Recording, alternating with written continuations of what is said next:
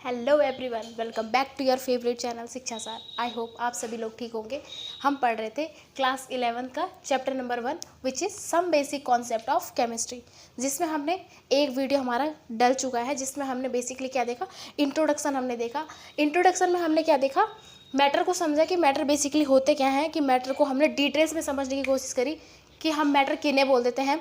इसके अलावा हमने देखा क्लासिफिकेशन ऑफ मैटर, यानी कि मैटर के क्लासिफिकेशन क्या होते हैं ना। उसके बाद में हम आज स्टार्ट करेंगे क्लासिफिकेशन ऑफ मैटर को ही हम डिटेल्स में समझने की कोशिश करेंगे। तो लास्ट टाइम जो हमने इंट्रोडक्शन वीडियो डाला था उसमें हमने क्लासिफिकेशन ऑफ मैटर जो हमने देखा था, बेसिकली 2 टाइप्स का हमें देखने को मिल रहा था, chemical matter and physical matter. तो फिजिकल मैटर हमने देखा वो 2 टाइप्स में डिवाइड हो रहा था हमारा। एक हो गया था हमारी स्टेट ऑफ मैटर, जिसमें हमने देखा ये क्या थी स्टेट ऑफ मैटर क्या था, सॉलिड, लिक्विड, गैस। ये तो फिजिकल प्रॉपर्टी यानी कि फिजिकल क्लासिफिकेशन था। फिर हमने दूसरा मैटर का पढ़ा था chemical classification. Chemical classification 2 types में डिवाइड हो रहा था हमारा, यानी कि सब क्लासिफिकेशन 2 टाइप्स के थे उसमें। एक था हमारा प्योर सब्सटेंस यानी कि शुद्ध पदार्थ, और सेकंड था हमारा मिक्सचर यानी कि अशुद्ध, जिसमें कोई 2 या 2 से ज़्यादा मिक्सचर या कोई 2 से ज़्यादा चीज़ों से मिलकर के कोई चीज़ बना हुआ, कोई सब्सटेंसेस, कोई कंपाउंड बना हुआ, उसको हमने बोल दिया था मिक्सचर। फिर हमने देखा कि जो हमारा प्योर सब्सटेंसेस थे, प्योर सब्सटेंस में बेसिकली 2 सब क्लासेस थी इसकी। एक था हमारा एलिमेंट और सेकंड था हमारा कंपाउंड, ठीक है। और फिर इसके अलावा मिक्सचर था हमारा, तो मिक्सचर पहले सेकंड हो गया था मिक्सचर को भी हमने 2 सब क्लासों में डिवाइड किया था, यानी कि 2 सब क्लासिफिकेशन थे। एक था हमारा होमोजीनियस मिक्सचर और सेकंड इज हेट्रोजीनियस मिक्सचर। फिर हमने एलिमेंट में बात करी कि एलिमेंट और कंपाउंड क्या होते हैं, उसको डिटेल्स में समझा था। एलिमेंट यानी कि हमने जब 9th में पीरियोडिक टेबल पढ़ी थी तो उसमें हमने बेसिकली देखा था कि एलिमेंट्स हमारे डिफरेंट टाइप्स के होते हैं। बहुत सारे एलिमेंट्स हमें देखने को मिलते हैं, carbon, hydrogen, helium, lithium, beryllium, carbon, sulphur, ये सारे हमारे एलिमेंट हो जाते हैं। लेकिन अगर हम वही कंपाउंड की बात करें तो कंपाउंड हमारे जो केमिकली रिएक्ट करते हैं उनको हमने बोल दिया था कंपाउंड। यानी कि जैसे कंपाउंड में हमारा नमक है, नॉर्मल जो हम डेली लाइफ में यूज़ करते हैं NaCl, जिसको हम बोलते हैं सोडियम क्लोराइड, तो ये भी क्या है, केमिकली रिएक्ट करता है। हमारी चीनी है, शक्कर है, इस तरीके से हमारे डिफरेंट टाइप के compound which is chemically react with any one substances, तो उसको हमने बोल दिया था कंपाउंड। आई होप आपको ये बात अच्छे से इंट्रोडक्शन वीडियो अच्छे से क्लियर हुआ होगा। तो आज हम बात करेंगे मैटर को, पहले मैटर की डेफिनेशन को समझेंगे विद एग्जांपल, उसके बाद हम स्टार्ट करेंगे फिजिकल क्लासिफिकेशन ऑफ मैटर के साथ और उनको डिटेल्स में समझने की कोशिश करेंगे। तो वीडियो को स्टार्ट करने से पहले अगर आप हमारे चैनल पर नए हैं तो चैनल को लाइक, शेयर एंड सब्सक्राइब जरूर करें, बेल आइकन जरूर प्रेस करें ताकि हमारे वीडियोज़ की नोटिफिकेशन आप तक पहुँचती रहे। चलिए इसी अच्छी बात के साथ शुरू कर लेते हैं हमारा आज का टॉपिक विच इज़ मैटर, यानी कि डेफिनेशन ऑफ मैटर। आप अगर नॉर्मली देखें, मैटर हमारे चारों तरफ हमें जितनी भी चीज़ें दिख रही है, हमारी बुक, पेंसिल, कॉपी, रजिस्टर, आसपास जितनी भी चीज़ें आपको दिख रही है, that is known as matter. अब वो कौन सा मैटर है, सॉलिड है, लिक्विड है, ये आपका डजंट मैटर। अभी आपको ये समझने की कोशिश करनी कि मैटर बेसिकली होता क्या है।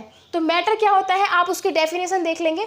Anything that has mass and occupies space is called matter, यानी कि कोई भी ऐसी चीज़ जिसके पास एक पर्टिकुलर मास है, यानी कि मास का मतलब होता है भार, उसका एक वेट है यानी कि उसका भार है। सपोज आपके पास कोई टेबल भी है तो टेबल का भी एक लिमिटेड भार है, उससे ना तो वो ज़्यादा हो रहा है, ना ही वो इंक्रीज हो रहा है, ना ही डिक्रीज है। मेरे पास ये मार्कर है, एक इसका फिक्स क्या है, मास है, वॉल्यूम है, तो इसलिए हमने इसको बोल दिया मैटर। यानी कि जो हमारे क्या है, मैटर क्या हो जाते हैं, anything that has mass and occupies space which means कि जगह, कोई भी हमारे मैटर है जो जगह घेरते हैं, यानी कि अपनी जगह को, एक माना बात मैं यहाँ पर खड़ी हूँ तो ये भी एक स्पेस मैंने अपने तरीके से कवर किया है। आपके घर में इतना सारा सामान है, वो भी एक लिमिटेड स्पेस, जितना उसका दायरा है, जितना उसका एरिया है, उसको क्या है, कवर करता है। तो यानी कि हमने मैटर उनको बोल दिया जिनका एक पर्टिकुलर मास है और जो क्या है, एक जगह को घेरता है, which is known as matter.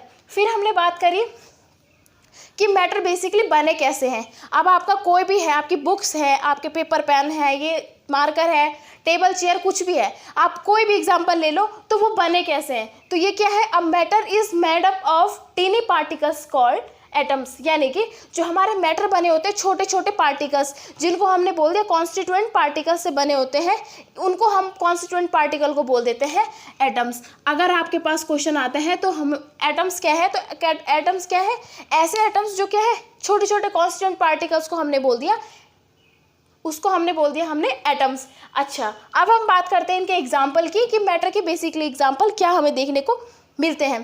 तो मैंने यहाँ पे सिर्फ नॉर्मली 2 एग्जाम्पल दिए हैं, वाटर, एयर, आप और भी लिख सकते हो, टेबल, चेयर, है ना। अच्छा, तो आई होप आपको ये मैटर समझ में आया होगा विद एग्जाम्पल के साथ। फिर अब हम आगे बात करते हैं इसके क्लासिफिकेशन की। Matter is further classified into 2 categories, यानी कि हम एक सेकेंड, मैटर को हम 2 टाइप से क्लासीफाई करते हैं। एक हो जाता है हमारा फिजिकल क्लासिफिकेशन और सेकंड हो जाता है हमारा केमिकल क्लासिफिकेशन। 2 टाइप्स के आपने प्रीवियस में भी वीडियो में भी देख लिया होगा, जो इसका इंट्रोडक्शन था उसमें आपने बेसिकली हल्के हल्के में डिटेल्स में समझ लिया कि हम पढ़ने के वाले हैं। तो अब हम बात करते हैं सबसे पहले first is physical classification. Physical classification क्या होता है उसको डिटेल्स में समझेंगे, यानी कि जब हम किसी मैटर की फिजिकल प्रॉपर्टी के आधार पर उसका क्लासिफिकेशन करते हैं और उसके अंदर जिन मैटर को हम रखते हैं उसको बोल देते हैं हम फिजिकल क्लासिफिकेशन। तो इसकी डेफिनेशन को समझने की कोशिश करेंगे। It is based on physical state and ordinary condition, एक सेकेंड,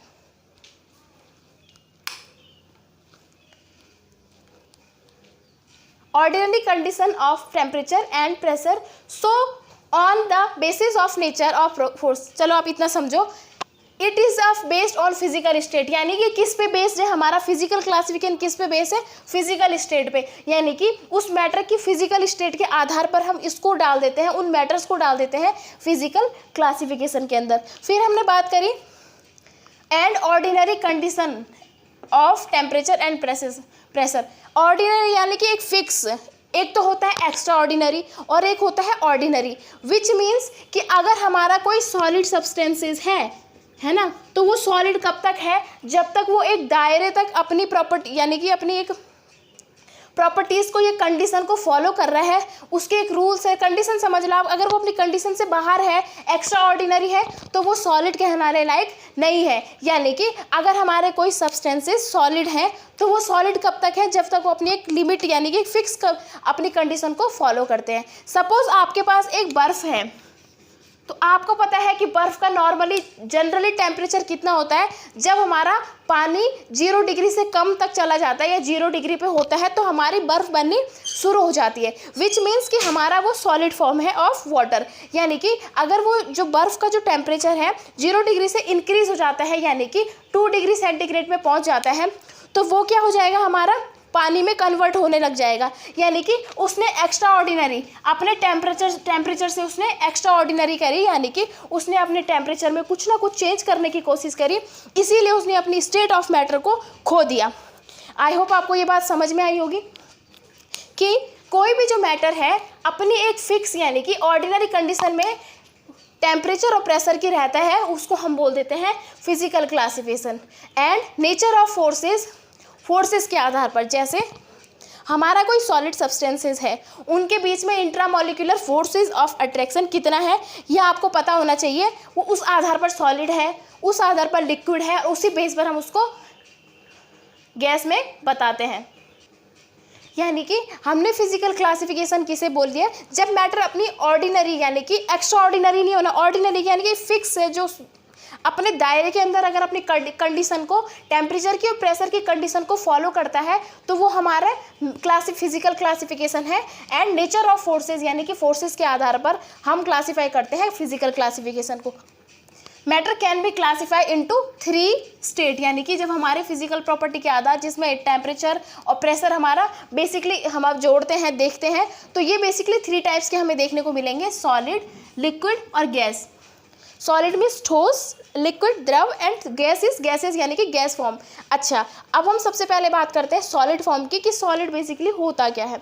अच्छा, solid is a substance said to be the solid if it possesses and defined volume and definite shape, which means कि हमारा जो सॉलिड है उसका definite volume होगा, definite shape होगा। यानी कि अगर आपको ये मार्कर दिया जाए तो मार्कर का एक डेफिनेट वॉल्यूम है, चाहे इसका कितना भी वेट है, ये मैंने पूछा नहीं कि वेट कितना है और इसका शेप कैसा है। शेप कैसा भी है लेकिन फिक्स है, ये टाइम टू टाइम अपने जो शेप को चेंज नहीं कर रहा है ना। इसके अलावा जो इसका वेट है, वेट भी फिक्स है, विच मीन्स कि जो सॉलिड सब्सटेंसेज होते हैं उनका जो भार होता है और इसके अलावा जो हमारा इनका शेप और साइज होता है वो फिक्स होता है, समय के साथ परिवर्तित यानी कि चेंजेस इसमें नहीं आएंगे, ये फिक्स रहेगा, इसीलिए हम इनको बोल देते हैं सॉलिड।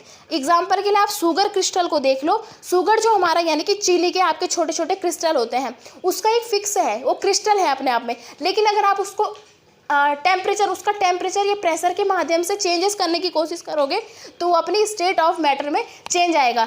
अगर आप चीनी को गर्म पानी में डालते हो तो वो चेंज क्या हो जाती है, लिक्विड फॉर्म में मिक्स हो जाती है, यानी कि जब आपने एक्स्ट्रा टेम्परेचर उसको उसकी ऑर्डिनरी कंडीशन से बाहर उसको टेम्परेचर देने की कोशिश करी, सॉलिड फॉर्म ऑफ शुगर, तो हमने क्या है वो हमारा लिक्विड फॉर्म में, यानी कि आपको दिख नहीं रही है, उसके जो क्रिस्टल थे वो लिक्विड में पानी के साथ मिल गए। क्यों मिले, क्योंकि आपने उसको ऑर्डिनरी टेम्परेचर यानी कि टेम्परेचर जो उसका फिक्स था उससे बाहर टेम्परेचर देने की कोशिश करी। आई होप आपको ये बात समझ में आई होगी। तो अब हम समझते हैं आगे लिक्विड और गैसेस स्टेट को कि इसमें बेसिकली होता क्या है। तो आप इसका स्क्रीनशॉट लेंगे, फिर हम आगे की तरफ चलते हैं।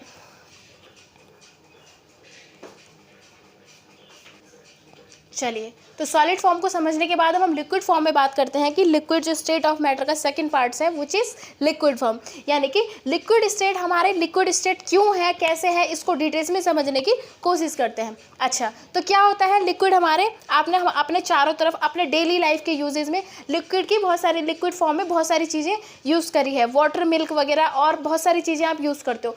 अब बात आती है कि लिक्विड है क्या है। अच्छा, तो क्या है, a substance in which said to be a liquid if it is possesses a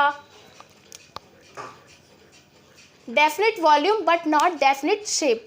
They take the shape of the vessels in which they are placed.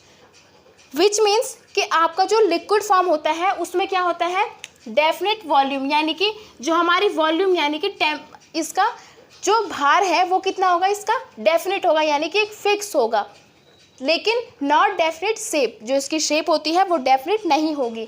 अब मैं आपको इसको डिटेल्स में समझाने की कोशिश करूँगी कि डेफिनेट वॉल्यूम कैसे है और नॉट डेफिनेट शेप कैसे है। सपोज आपके पास 1 लीटर ऑफ वाटर आपको दिया जाता है एक बॉटल की फॉर्म में, यानी कि आपको एक बोतल दी जाती है, उसमें आपको 1 लीटर पानी दिया जाता है, ठीक है। तो उसमें जो पानी की क्वांटिटी है, आपको पता है कि ये 1 लीटर की बोतल है तो इसमें 1 लीटर पानी है।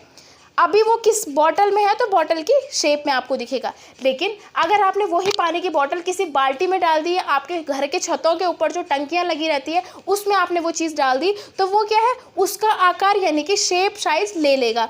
विच मीन्स पानी को जिस तरीके के कंटेनर में यानी कि वेसल्स में, बर्तन में रखा जाता है, पानी उसी का जो साइज है, शेप है, अपने ऊपर ले लेता है, यानी कि उस तरीके से वो बन जाता है। तो इसीलिए इसका डेफिनेट वॉल्यूम हो जाता है और shape is not definite. I hope आपको ये बात अच्छे से समझ में आई होगी।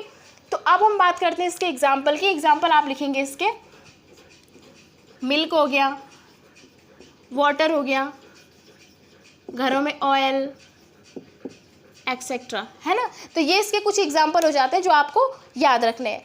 अब हम बात करते हैं गैसेस स्टेट की कि गैसेस स्टेट में क्या होता है। A substance is said to be gas, यानी कि जब कोई किसी सब्सटेंस को हम कब गैस बोल देते हैं, if it neither possesses a definite volume, यानी कि अगर इसकी डेफिनेट वॉल्यूम नहीं है, विच मीन्स कि वॉल्यूम मतलब भार, इसका फिक्स भार नहीं है, नॉर अ डेफिनेट शेप, और ना ही इसका कोई डेफिनेट शेप यानी कि साइज है, ना तो इसका कोई डेफिनेट वॉल्यूम है और ना ही इसका कोई डेफिनेट शेप है। इसीलिए हमने इसको बोल दिया, अगर कोई भी हमारा मैटर इस टाइप की प्रॉपर्टीज़ को फॉलो करता है तो हम इसको बोल देते हैं गैसेस स्टेट ऑफ मैटर, यानी कि this is because they completely occupy the whole vessels in which they are placed. यानी कि सपोज आपने अपने घर में एक धूपबत्ती या अगरबत्ती को जलाया है, ठीक है, आपके पूरे कमरों में क्या है, आपके कमरे में भी तो एक क्या है, ऑक्सीजन है, कोई ना कोई गैसेज होती है, तो वो जो धूप और अगरबत्ती की खुशबू है पूरे कमरे में थोड़ी देर में मतलब एक टाइम में फैल जाती है और एक टाइम में ख़त्म भी हो जाती है। क्यों हो जाती है? क्योंकि ये एक टेम्परेचर ये हमारा होता है गैसेस फॉर्म की वजह से, क्योंकि जो गैसेस के जो कॉन्स्टिट्यूएंट पार्टिकल होते हैं रैंडमली यहाँ से वहाँ क्या करते रहते हैं, मूव करते रहते हैं। थोड़ी देर वो यहाँ है, अगर यहाँ तक खुशबू आ रही है तो एक टाइम में वो हवा का झोंका आगे चला गया तो वो स्मेल आगे पहुँच जाती है। इस तरीके से रैंडमली ये क्या है, किसी भी रूम में या हमारे इन्वायरमेंट में क्या है, मूव करते रहते हैं हमारे गैस के कॉन्स्टिट्यूएंट पार्टिकल। तो इसीलिए हम इसका क्या है, फिक्स वॉल्यूम भी नहीं होता है और डेफिनेट शेप भी नहीं होता है। आप इसको जिस भी वेसल्स में रखोगे ये उसी तरीके का क्या है, अपना फैल जाएगा। अगर आपने किसी कमरे में कार्बन डाइऑक्साइड को डालना शुरू कर दिया तो उस पूरे रूम में फैलेगी, किसी एक पर्टिकुलर जगह पे नहीं बैठती है। ठीक है, तो इसीलिए जो हमारे गैसेस के जो कॉन्स्टिट्यूएंट पार्टिकल हैं उनमें इंट्रामोलिकुलर फोर्स ऑफ अट्रैक्शन बहुत ज़्यादा लूज होता है, बहुत कम होता है। इसीलिए हमने इसको बोल दिया गैसेस। यानी कि जो कोई भी हमारा गैसेस का जो सब्सटेंसेस होगा, यानी कि कोई भी मैटर है उसमें इस तरीके से इसके कॉन्स्टिट्यूएंट पार्टिकल बिखरे हुए होंगे, इसीलिए हमने इसको बोल दिया गैस। और वहीं अगर हम लिक्विड की बात करें तो लिक्विड का जो वो होता है कॉन्स्टिट्यूएंट पार्टिकल, यानी कि इनके बीच में intramolecular force of attraction some amount में होता है, यानी कि कुछ मात्रा में होता है। तो इसके कॉन्स्टिट्यूएंट पार्टिकल हमें इस तरीके से देखने को मिलते क्या हैं। अच्छा, अब अगर हम बात करें सॉलिड फॉर्म की, तो सॉलिड फॉर्म में हमें जो कॉन्स्टिट्यूएंट पार्टिकल होते हैं इसके हमारे सब्सटेंस और मैटर के, वो एक दूसरे से डायरेक्टली अटैच रहते हैं, यानी कि चिपक कर जुड़े होते हैं। इसीलिए हमारा कोई भी सब्सटेंसेस सॉलिड होता है। यानी कि अगर आपको कोई टेबल दी जाए तो आप उसके शेप और साइज को चेंजेस नहीं कर सकते बिना किसी एक्स्ट्रा ऑर्डिनरी वाला फोर्स लगा करके।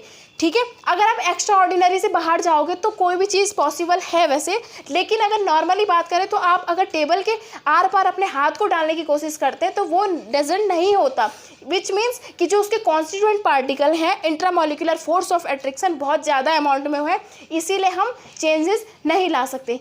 आई होप आपको ये वीडियोस पसंद आया होगा कि जिसमें हमने क्लासिफिकेशन ऑफ मैटर के फिजिकल क्लासिफिकेशन के टाइप्स यानी कि स्टेट ऑफ मैटर को डिटेल्स में समझने की कोशिश करी, सॉलिड, लिक्विड एंड गैस। अब हम नेक्स्ट वीडियो में स्टेट ऑफ मैटर जो हमारा ये मैटर का जो क्लासिफिकेशन है केमिकल क्लासिफिकेशन को समझने की कोशिश करेंगे।